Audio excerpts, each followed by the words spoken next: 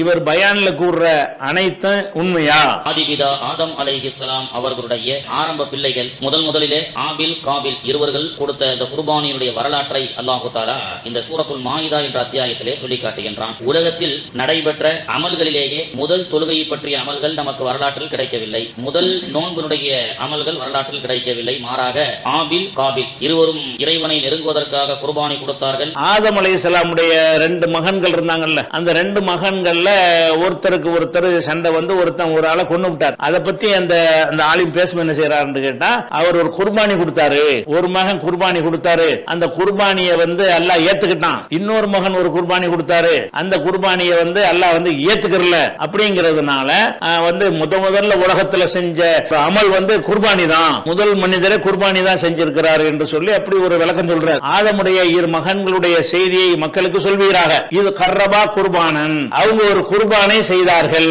அப்படின்னு வார்த்தை வருது. இந்த குர்பான்ங்கிற வார்த்தை வந்தவன முதல்ல குர்பானி தான் நடந்ததுங்கிற மாதிரி ஒரு சொல்றார். அந்த குர்பான்ங்கிற விஷயத்துக்கு வந்து நம்ம எதனால அவர்கள் சொல்றாருன்னு கேட்டா, மக்கள் மத்தியில நம்ம ஆடு மாடு பெருநாள் தினத்தில் அறுக்கிறோம்ல, அதை குர்பானிங்கிற சொல்லால் நம்ம அழைக்கிறோம். அரபுகள் அல்லாத மக்கள் என்ன செய்யறாங்க, இந்தியாவில் உள்ள முஸ்லீம்களா இருந்தாங்கன்னு சொன்னா ஆடு மாடு அறுக்கிறதுக்கு பேர் என்னது, குர்பானி.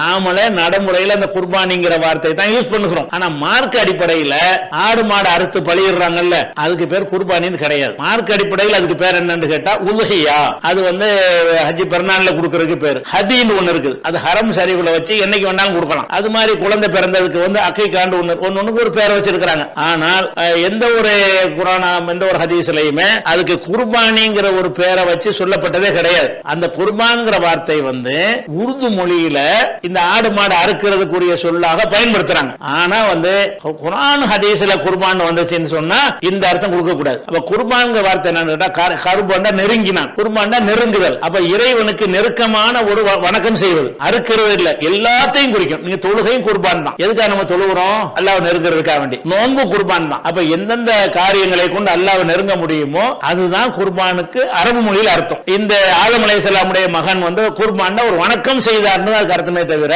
அவர் குர்பான் வந்துருச்சா நம்ம நடைமுறையில குர்பானியை எப்படி விளங்கி வச்சிருக்கிறோமா, இந்த கருத்து கொண்டு நுழைக்கிறார். அது போக இந்த அறுத்து பலியிடுதல் என்கிற ஒரு விஷயம் வந்து துவக்கத்தில் இருந்தே இருந்துச்சு என்பதற்கு எந்த ஆதாரம் கிடையாது. இல்லைங்கிற வேண்டா சொல்லலாம். ஏன்னா வந்து அப்படி ஒரு துவக்கத்தில் அப்படி ஒன்று இருந்துச்சுன்னு சொன்னா இப்ராஹிம் நபியை வந்து மகன் அறுக்கிற மாதிரி கொண்டு போய் அப்புறமேல ஆட்டை கொடுத்து அதை அறுக்க சொல்லி இதை அதை வழிமுறையை ஆக்கணும்ங்கிறான். அப்பதான் ஆக்கலாம். அதுக்கு முன்னாடி இந்த மாதிரி பலியிடுதல்ங்கிறது இருக்குன்னு விளங்குறது. அப்ப இப்ராஹிம் நபி தான் அதை உண்டாக்குனாங்க என்பதுதான் நமக்கு கிடைக்கிறத தவிர முதல்ல உலகத்தில் நடந்த இபாதத்தை வந்து குர்பானி தான் என்று சொல்வது வந்து அது வந்து தவறான புரிதல்.